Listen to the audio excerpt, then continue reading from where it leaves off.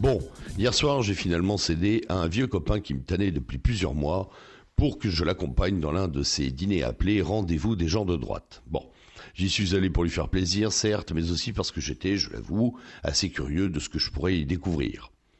N'ayant jamais été hémiplégique, j'ai toujours eu du mal à comprendre que l'on pouvait être de droite ou de gauche, sans se rendre compte que les deux vues pouvaient en produire une troisième qui les surpasse. Enfin, on s'égare, revenons au dîner de débat. Ah si, j'ai bien dû promettre une bonne demi-douzaine de fois à mon camarade durant le temps de trajet de rester courtois et de ne pas faire d'esclandre. Quelle diablerie, les vieux copains, ils vous connaissent vraiment trop bien.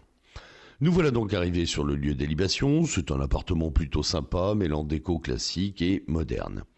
J'y retrouve une dizaine de types que je ne connais pas et en bonne mine, majoritairement quadra ou quinca, dont une grande partie est encore en costume, ce qui me fait dire qu'ils sortent juste du boulot. Quelques minutes de présentation, un ou deux cocktails m'apprennent que ces messieurs occupent à peu près tous des postes intéressants et importants dans de grandes boîtes. Inutile de vous dire que jusque-là tout va bien, échange de banalités, bons apéros, ambiance détendue, les gens semblent se connaître, c'est le réseau comme on dit.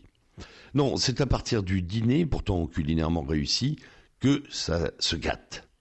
En effet, il ne faut pas attendre plus de 30 minutes avant d'entendre, de la bouche de l'un des convives, l'expression de la première crise de déclinite aiguë. Oui, la déclinite, cette maladie conservatrice qui fait voir le monde à travers le prisme d'une chute permanente, d'un moins bien.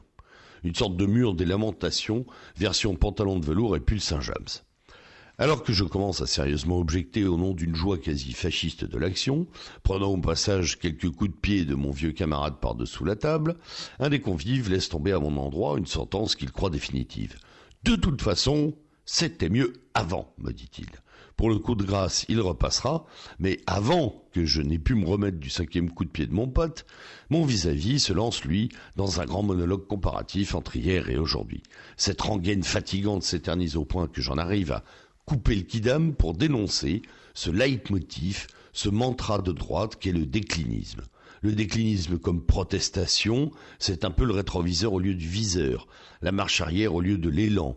Ce déclinisme est ravageur. Il rassemble en une vaste conurbation immobile tous les déçus de la pureté, les chipoteurs de la ligne droite, les trop ou pas assez, les centristes radicaux, forts en anathème mais absents de l'action, les chouinards, les reclus volontaires, les revanchards verbeux de salon, les zélateurs stériles de Zemmour, acteurs momifiés de l'histoire, pisse-froid de la pensée, spectateurs insultant l'acteur.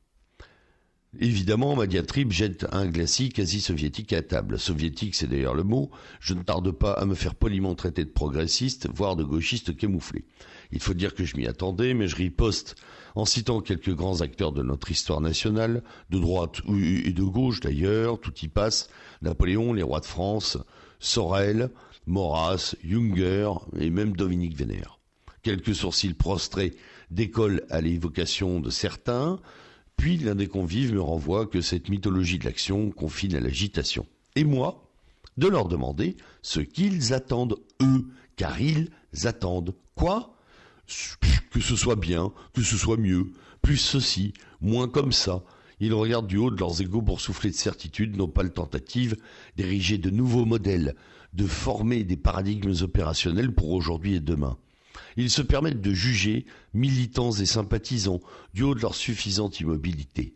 Parasites désenchantés, boulets de la manif pour tous, on l'a vu, ils confondent tradition et conservation, muséologie et élan créateur.